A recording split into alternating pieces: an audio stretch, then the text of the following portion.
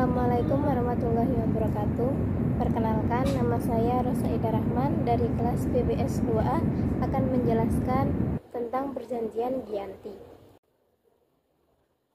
Perjanjian Giyanti merupakan peristiwa yang menandai pecahnya Mataram Islam. Awal mula kisah perpecahan kerajaan di Jawa ini bermula dari pertikaian antara keluarga yang disebabkan politik adu domba VOC. Konflik saudara tersebut melibatkan susunan Pakubuwana II, Pangeran Mangkubumi, dan Raden Mas Said alias Pangeran Sambernyawa. Berdasarkan silsilahnya, Pakubuwana II, pendiri dari Kerajaan Kasunan Surakarta, dan Pangeran Mangkubumi adalah kakak beradik, yang merupakan sama-sama putra dari Amangkurat IV. Sedangkan Raden Mas Said merupakan salah satu cucu Amangkurat IV, atau lebih tepatnya ialah keponakan dari Pakubuwana II dan Pangeran Mangkubumi. Raden Mas Said sendiri meminta hanya sebagai pewaris tahta Mataram yang diduduki oleh pamannya, yakni Pakubuwana II. Alasan utamanya ialah bahwa ayah Raden Mas Said, Pangeran Arya Mangkunegara, merupakan putra sulung dari Amangkurat IV. Oleh karenanya, Arya Mangkunegara lah yang seharusnya menjadi Raja Mataram, meneruskan Amangkurat IV. Namun, karena Arya Mangkunegara sering menentang kebijakan VOC, akhirnya berimbas harus diasingkan ke Sri Lanka hingga meninggal dunia. VOC pun kemudian menaikkan putra Amangkurat IV lainnya, yakni Pangeran Prabu Suyasa sebagai penguasa Mataram selanjutnya dan bergerak Pakubuwana II. Ketika Pakubuwana II memangku tampuk kepemimpinan Mataram Islam, ia memindahkan ibu kota kerajaan tersebut dari Kartasura ke Surakarta pada 17 Februari 1745.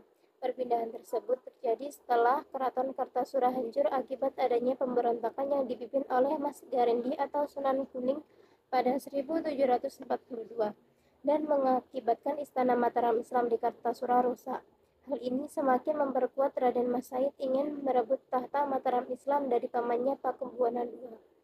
Karena memiliki tujuan yang sama, akhirnya Raden Mas Said bekerja sama dengan Pangeran Mangkubumi untuk merebut tahta Mataram Islam dari Pakubuwana II yang dibantu oleh VOC.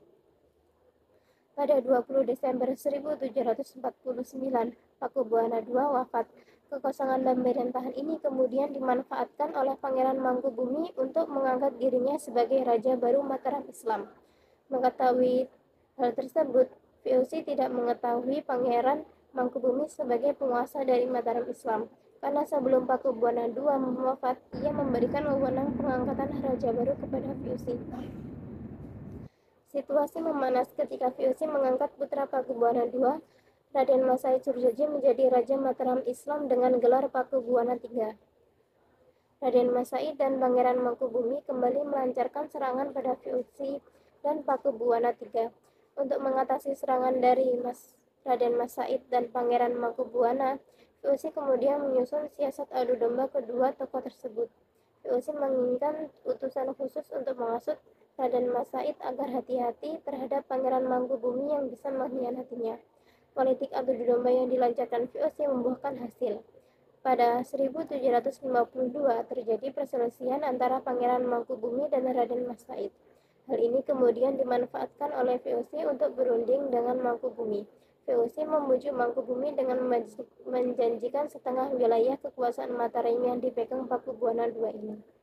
Pada 20 sampai 23 September 1754, VOC mengadakan perundingan dengan mengundang Pakubuwana III dan Pangeran Mangkubumi untuk membahas pembagian wilayah kekuasaan Mataram. Gelar yang akan digunakan kerjasama VOC dengan Kesultanan.